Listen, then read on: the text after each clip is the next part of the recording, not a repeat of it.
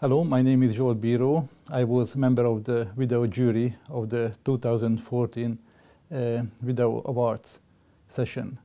I was asked to review and comment on a video which was sent to us from Brazil by Dr. Ghanem, and the video was selected as Video of the Month. Its title is Pachy-bubble and visco-bubble, a standardized approach for successful deep anterior lamellar keratoplasty.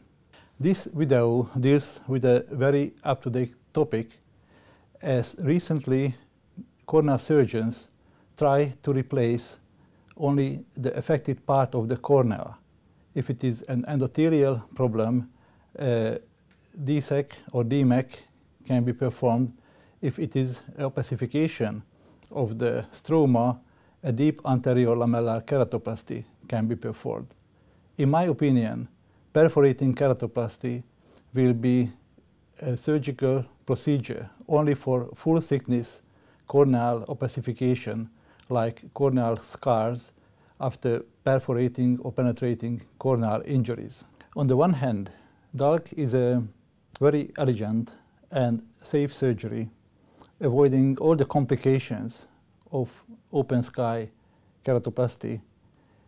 These complications are the endothelial graft rejection, the endophthalmitis, and even the explosive hemorrhage. All of these are devastating for the vision. On the other hand, DALK is a really difficult and challenging surgical procedure. In this video, two surgical techniques are demonstrated.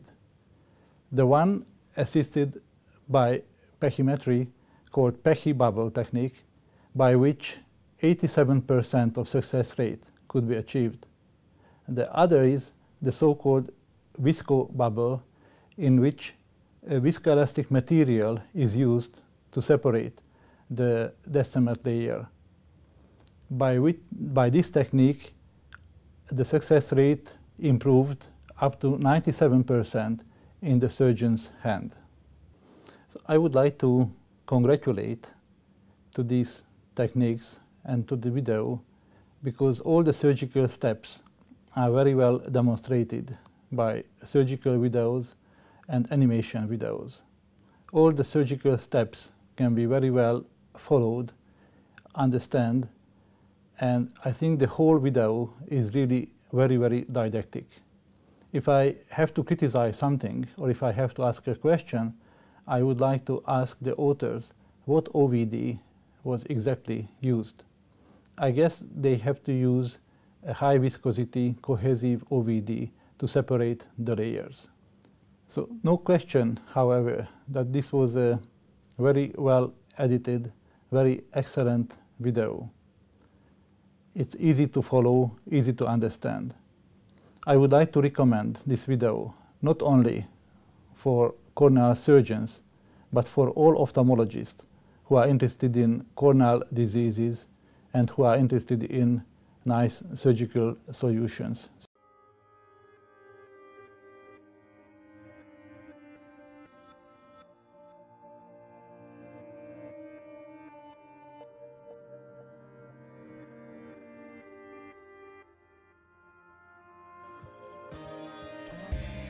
For decades, surgeons worldwide have worked to improve deep anterior lamellar keratoplasty with complete stromal removal. This procedure combines the excellent visual results of penetrating keratoplasty and eliminates its worst complication, endothelial rejection. Among other advantages, DALK decreases the risks of endophthalmitis and expulsive hemorrhage, while allowing the eventual regrafting months or years after the first surgery without compromising the endothelium. Split cornea transplantation can be done using one donor cornea for two recipients by combining DALK and descemet membrane endothelial keratoplasty, DMEC. The major challenge in this surgery, however, is to consistently achieve a bubble of DUAS or descemet membrane detachment. Intrastromal air injection through the trephination groove with the needle, Anwar's big bubble, is still the most adopted method. To obtain the bubble, however, air injection should be very deep. When air is injected superficially, it spreads laterally inside the corneal lamella, failing to form the big bubble, as can be observed in these two cases of keratoconus. Deeper air injection, however, increases the risk of perforation, as can be observed in this case after radiokeratotomy. This video presents a standardized combination of two techniques for successfully achieving DALK with bubble formation. The Pachy-bubble, which uses pachymetry-guided interstromal air injection to achieve the air bubble, and as a second approach, the visco-bubble, in which ophthalmic viscoelastic device, OVD, is injected in the residual stroma. The pachymetry-guided interstromal air injection DALK technique was recently published in the Corneal Journal and includes the following steps: superficial trephination to approximately 400 micron, corneal thickness measurements using ultrasound pachymetry 0.8 mm internally from the trephination groove in the 12 o'clock position, 90% depth incision or the thinnest measurement minus 60 micron with a diamond knife. Air injection in the deep stroma with a DALK cannula inserted through the incision to form the bubble. Finally, a paracentesis is performed, anterior keratectomy is carried out, OVD is injected inside the bubble with a needle, the bubble is opened with scissors, and the residual stroma is completely removed. In our first 60 cases, where only the Pachy-bubble was used, the air bubble was achieved in 80% of the eyes after a single air injection.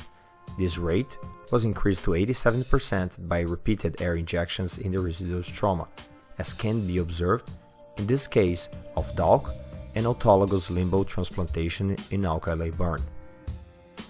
Pachy-bubble incision was created, air was injected but escaped through the trephination groove and failed to form the bubble.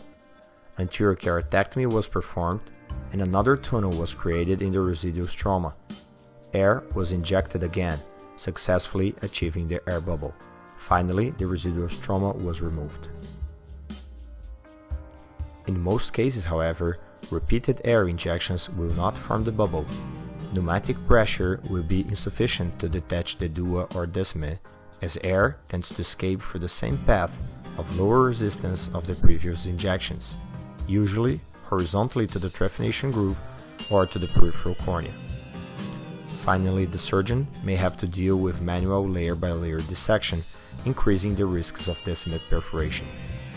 The next cases illustrate our current strategy. After air injection fails to form the bubble, the next step is to perform anterior keratectomy and inject OVD in the residual stroma through the Pachy-bubble incision to achieve the visco-bubble. Finally, the bubble is opened and residual stroma is removed. This is the substance of choice after unsuccessful air bubble formation. Here, after anterior keratectomy, another visco-bubble can be seen. In 3D, after the Pachy-bubble failed, about 50% of the stroma is removed and the same incision is used to inject OVD in the residual stroma. Due to its high viscosity, the substances do not easily escape laterally, creating a much higher interstromal pressure and thus increasing the chances of bubble formation. Visco-bubbles were recently reported by Sarnicola in a series of DALK procedures. Manchi, Mellis and Shimura have also described their techniques using OVD. Now observe this case of keratoconus. After air injection fails to form the bubble, OVD, usually methylcellulose, is injected in the residual stroma, but no visco-bubble is achieved. Another injection is performed in the mid-periphery to form the visco-bubble. Note the displacement of the anterior chamber air bubbles to the periphery. In this case of ectasia after thick flap LASIK, the Pachy-bubble incision was performed, but as the LASIK flap was removed, it was decided to inject only OVD in the residual stroma. Most times the stroma becomes whitish and some OVD refluxes through the tunnel when no visco-bubble is formed.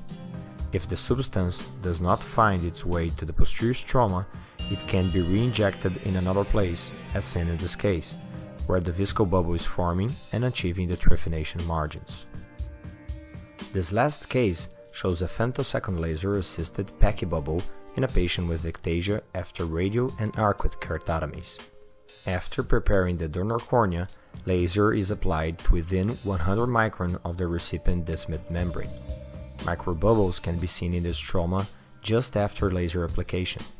Observe the zigzag pattern in the graft border. Corneal thickness measurements are taken. Pachymetry-guided incision is performed. Introduction of a DALK cannula through the incision and injection of 0.5 ml of air to form the bubble. Remains of the LASIK flap are removed. OVD is injected inside the bubble to keep descemet away while the bubble is opened and the stroma is removed. The graft is put in place and the angle incision edge can be observed.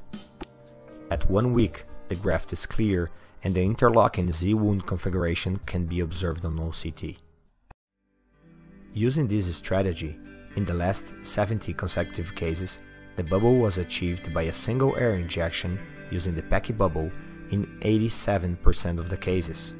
Furthermore, 10% was achieved using the visco-bubble, summing up to 97% of bubble formation. In conclusion, this standardized sequential combined approach may help surgeons to safely and successfully achieve bubble formation during DALK, greatly facilitating conclusion of the surgery. Thank you for your attention.